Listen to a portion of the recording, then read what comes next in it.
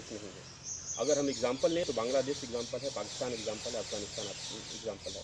तो उनका कहना है कि मुस्लिम पूरी तरह से उत्तर प्रदेश में सेफ है, वो अपने रिलीजन को प्रॉपर तरीके से फॉलो कर सकते हैं। आपका क्या कहना है? ये कहना ठीक नहीं है। मुसलमान भयभीत है, मुसलमान दहशत में है, और सबसे महत्वपूर्ण बात है कि हमारे देश में रिश्तों को खराब किया जा रहा है।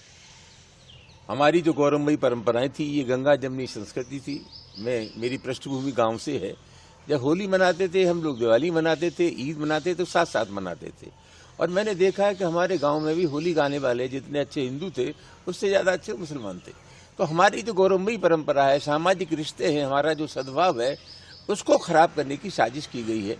और मैं समझता हूँ लोगों को सबक सीखना चाहिए। अभी कम कुंभ हुआ था, 1000 आरोप लगाने के बावजूद भी जब कुंभ में भगदड़ मची, तमाम लोग उसमें मारे गए, तमाम लोग घायल हुए, अपने परिवार के लोगों को ढूंढते रहे, उनको कोई मदद करने वाला नहीं था।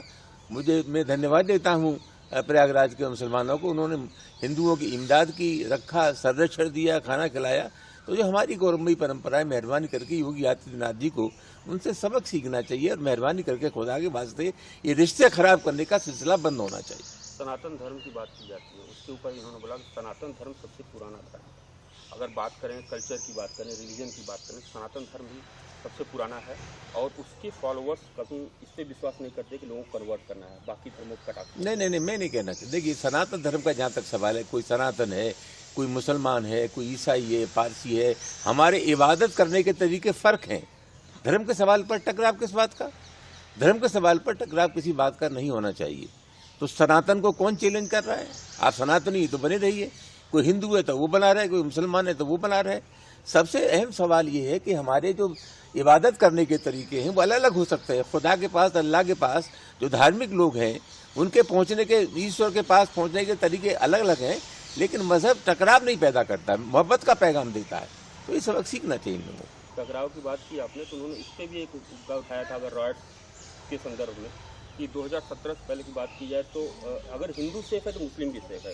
रॉयट्स हुए तो हिंदुओं के घर जले तो मुस्लिमों के घर जले, और उसके बाद अब नहीं है। देखिए, पुरानी बातों को, इस देश का सबसे बड़ा संकट तो यही है कि पुरानी बातें उखाड़ी जा रही हैं। जब आप पुरानी बातों को उखाड़ेंगे तो फिर दूसरे लोग भी पुरानी बातों को उखाड़ेंगे।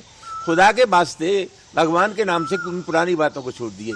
नया अच्छा क्या हो सकता है और समाज में हम अच्छी तरह से कैसे रहें, यही एक विचारणीय सवाल है। तो पुराने घड़े मुद्दे कौन उखाड़ रहा है? आप जानते हैं पार्लियामेंट का एक कानून है 91 का, कि 1947 से पहले जहाँ मंदिर है, जहाँ मंदिर रहेगा, जहाँ मस्जिद है, या मस्जिद रहेगी। आप जानते हैं अजमेर शरीफ पर हिंदू भी जाते हैं, मुसलमान जाते हैं, और